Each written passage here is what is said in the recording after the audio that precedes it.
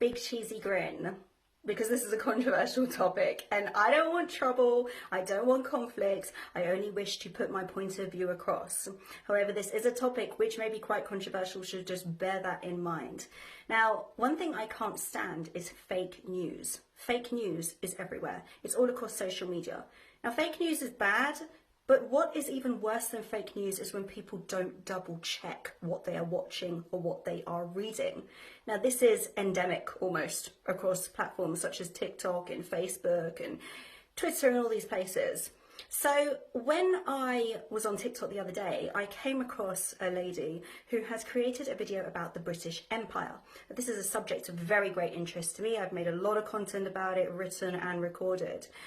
And what struck me was the inaccuracies of her video.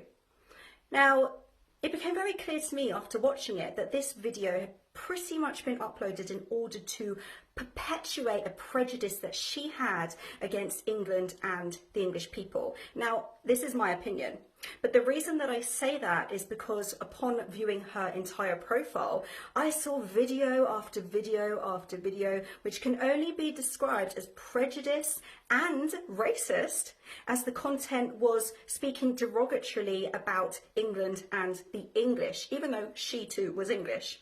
And I found that pretty outrageous because we had here open racism on the platform going completely unchallenged.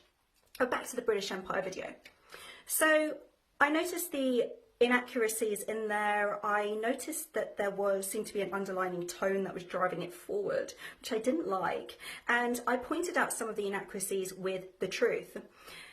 Now, the response that I got from her was only one response. Now, TikTok has a very limited word count, and as a writer, this is very frustrating for me because I write a lot of words, and I write a lot of words in a short amount of time. So I would be putting comment after comment after comment, not to spam, but because I needed to get the information out. So her reply to me was, well, you're spamming me and you are clearly just loyal to your colonizers. And I burst out laughing when I read that because I received some crazy comments in my time doing this social media stuff. But that one in particular really struck me because one, I'm pretty sure I haven't been colonized by anybody. And two, I was born here. I've got ancestry that dates back to this country, to the days of William the Conqueror. And I just found the whole thing to be almost a joke, to be honest. But yes, back to the Empire video. So I wanted to first say a few things about the Empire, which matters. Britain's history matters. And it also matters when people are perpetuating a false narrative in order to feed prejudices that they may have, and then spreading that information across social media goes completely unchallenged, goes completely unchecked. And it's not good because truth matters. Now, her video was about how someone has said to her Britain was the first to abolish slavery. Now, France abolished slavery, but Britain abolished the transatlantic slave trade in all of its territories. And considering the fact that Britain conquered almost the whole world, and a massive chunk of it, this was a really big deal. And not only did it abolish the transatlantic slave trade, it used much of its wealth, its time, and its resources in order to do it.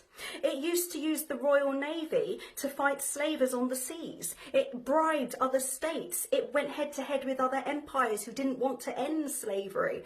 It even went against those in the colonies who were trying to keep slavery alive. Madame Tinubu of Nigeria, who continued to sell her own people when the British had already abolished it. And she only stopped when the British stepped in order to end slavery in the country. So this is an area of history which is, there's so much murky waters here, and there's a lot of falsity going around because there is a narrative in society today that is, anti-British, anti-English, anti-British history. And I said, I don't want conflict, I don't want any of that, I want peace. But what I don't like are lies, and I don't like agendas, and I don't like narratives which are designed to create further racial prejudice or prejudice in general. So that was a very important point to make. The other one that I wanted to make was that if Britain had not had an empire, it would have become a colony, because back in the age of empires, you would have either been a colony or an empire. Which one would you have preferred this country to be? Because if Britain had become a colony, none of us would be in the positions we're in today.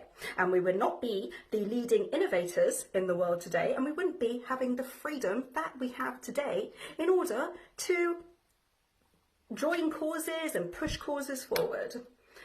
The third is that if we hadn't had an empire, we would not have been able to stand up to Nazi Germany, who were an incredibly malevolent threat and had conquered their way throughout Europe. But it was Britain and its empire that stood up to them and then was joined by the United States further down the line.